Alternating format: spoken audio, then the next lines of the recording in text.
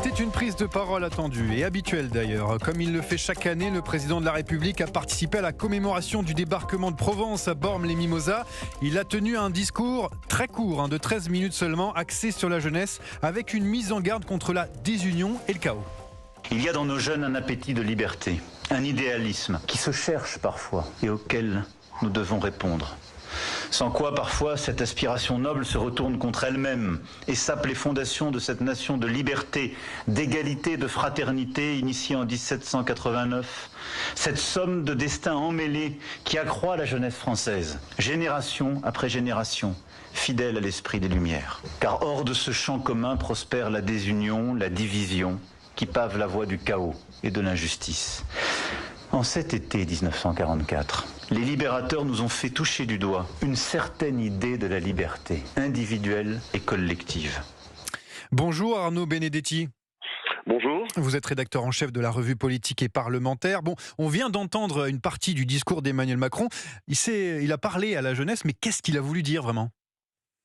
Le problème est de savoir à quelle jeunesse il s'adresse. Vous savez, un sociologue, Pierre Bourdieu, disait « la jeunesse n'est qu'un mot ». Est-ce qu'il s'agit de la jeunesse qui, au mois de juillet, dans les quartiers, s'est rebellée d'une certaine manière contre ce qui s'était passé à Nanterre? Est-ce qu'il s'agit de la jeunesse de la France périphérique? Est-ce qu'il s'agit de la jeunesse diplômée?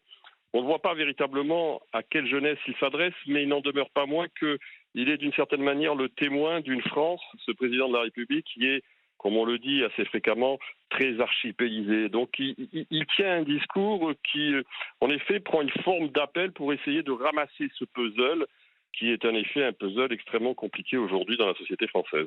Alors, certains observateurs ont vu dans ce discours d'Emmanuel Macron, ont entendu des références aux violences urbaines de l'été. C'est le cas ? On peut y déceler en effet une référence à ces événements du début de l'été.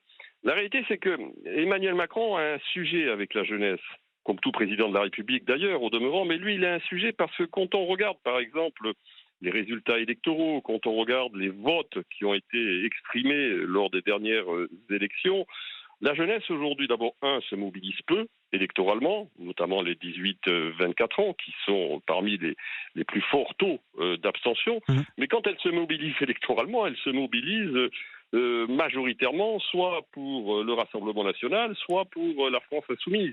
Il y a en effet, vraisemblablement, du point de vue du président de la République, là, un terrain sociologique à essayer de reconquérir, d'où vraisemblablement cet appel au cœur de l'été.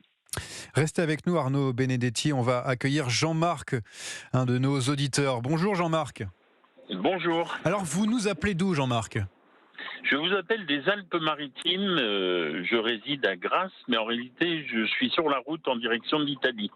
Mais je me suis arrêté naturellement pour vous parler. J'allais dire que vous n'étiez pas très loin de Bormes-les-Mimosas où s'est exprimé Emmanuel Macron, oui. Mais vous êtes en train de partir un peu plus loin, donc ça compte pas. Exactement. Bon, vous l'avez entendu ce discours qui parlait à la jeunesse, il n'y a pas eu que ça, puisqu'il y a un discours sur bien sûr la libération donc lors de la Seconde Guerre mondiale. Mais qu'est-ce que vous en avez pensé de ce discours ?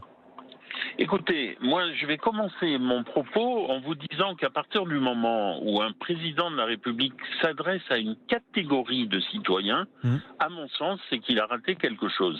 Un président de la République doit diriger le pays pour l'ensemble des citoyens, pas pour une catégorie. Et s'ils se sentent obligés de parler aux jeunes, c'est qu'il y a un problème. Or, tout le monde sait bien qu'il y a un problème. Et ce que vient de dire M. Benedetti, là, je l'approuve à 100%. De quelle jeunesse parle-t-il ? Je voyais l'autre jour un reportage où des jeunes de 20 ans, 25 ans, travaillaient la pierre pour la reconstruction de Notre-Dame, qui étaient donc des apprentis, qui allaient faire un métier fabuleux, métier manuel.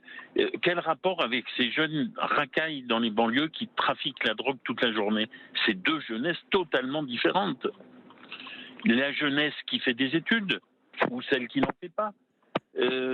Donc c'est très compliqué de savoir ce que veut M. Macron. Moi je pense qu'en réalité, ce qu'il veut, c'est essayer de garder une partie de son électorat qui est en train de s'effriter au fur et à mesure qu'il gouverne ce pays depuis 6 ans maintenant. Et en réalité, je ne vois pas quel élan il a pu donner hier à quelqu'un qui l'aurait entendu. Parce que je pense que la jeunesse, le 17 août, elle est soit en vacances, pour ceux qui peuvent partir, soit dans les jobs d'été, quand ils sont étudiants, pour se faire un petit peu d'argent de poche. Donc je vois pas beaucoup de jeunes intéressés par ce qu'il a pu dire. Et puis je vous dis, on s'adresse pas à des catégories, alors sauf cas très très particuliers, hein, je veux bien l'admettre, mais on n'a pas à s'adresser aux jeunes, on s'adresse à la nation. Quel est aujourd'hui l'objectif de M. Macron? Quelle envie donne-t-il aux Français pour les 2, 3, 4, 5, 10 ans à venir? Aucune envie. On nous parle à longueur de journée de réchauffement climatique, mais ça donne pas envie. Ça donne pas envie. Donc il faut trouver un président de la République qui ait une ligne qui donne envie d'aller vers cette ligne et qui donne de l'élan. Or là, il n'y a rien. On a entendu vos propos, Jean-Marc. Merci d'avoir réagi sur Europe 1 et d'avoir appelé aujourd'hui, d'avoir donné votre avis. On va revenir avec Arnaud Benedetti, rédacteur en chef de la revue Politique et Parlementaire. C'est vrai que s'exprimer en plein été sur la jeunesse, c'est assez particulier. Surtout s'exprimer pendant seulement 13 minutes. C'est plutôt court pour un discours. Oui, c'est court, mais comme c'est un président de la République qui s'exprime beaucoup, si vous voulez, il peut se permettre des formats parfois plus courts, notamment au cœur de l'été, où il sait que l'attention des Français pour les discours politiques est certainement moindre, comme l'a dit très justement votre auditeur. La réalité, c'est qu'il ne s'adresse pas tant à la jeunesse. En fait, il tient un discours sur la thématique de la jeunesse, mais il parle peut-être aussi d'une certaine manière, à une partie de son électorat, en voulant montrer que la jeunesse constitue aujourd'hui l'une des figures imposées de son action politique. Il en demeure pas moins que le discours est très convenu. Je ne suis pas sûr qu'il atteigne sa cible. Je ne suis pas sûr qu'il soit en mesure de mobiliser. Et je ne suis pas du tout sûr qu'il soit surtout en mesure de donner du sens à son action à la veille de la rentrée. Il y a un autre aspect, c'est que si vous voulez, on est dans un pays où le climat social reste encore extrêmement tendu. Et en effet, la grande crainte de tout pouvoir à un moment donné, c'est que des mouvements de jeunesse viennent d'une certaine manière se greffer sur d'autres revendications sociales. À la veille de la rentrée, il faut en effet peut-être du côté et du point de vue et de la fenêtre du président de la République tenir un discours qui soit un discours en effet qui permette d'une certaine manière d'apaiser la jeunesse. Je ne suis pas sûr qu'il y soit pour autant arrivé. En plus, il parle souvent de la jeunesse ces derniers temps, au moment des émeutes de ce début d'été. Il avait dit aux jeunes de se méfier des réseaux sociaux et des jeux vidéo, qui étaient pour lui coupables, en partie coupables de ces émeutes. Ça y est, maintenant la jeunesse, c'est son nouveau cheval de bataille.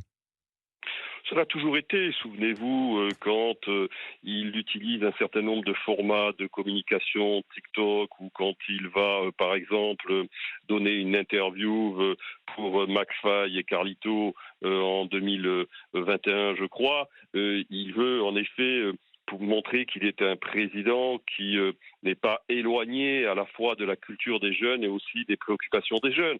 De toute façon, si vous voulez, le discours sur la jeunesse est une figure rhétorique imposée de tout homme politique et de tout chef d'État. De ce point de vue-là, il n'innove pas vraiment. Mais c'est vrai que c'est un président de la République qui, après avoir peut-être suscité une forme d'espoir chez les jeunes qui, pour un certain nombre d'entre eux, avaient voté pour lui en 2017, est plutôt aujourd'hui rentré, si vous voulez, dans une phase de déception, voire de désamour avec une grande partie de la jeunesse. Qu'il s'agisse sur les questions de l'université ou de l'éducation, qu'il s'agisse sur les questions environnementales, on voit que, si vous voulez, aujourd'hui, il y a manifestement une forme de défiance qui s'est installée entre l'exécutif et une grande partie de la jeunesse, pour des raisons d'ailleurs très souvent diamétralement opposées, voire parfois contradictoires. Merci beaucoup Arnaud Benedetti, rédacteur en chef de la revue Politique et Parlementaire, d'avoir été avec nous pour essayer de décrypter un petit peu le discours d'Emmanuel Macron hier.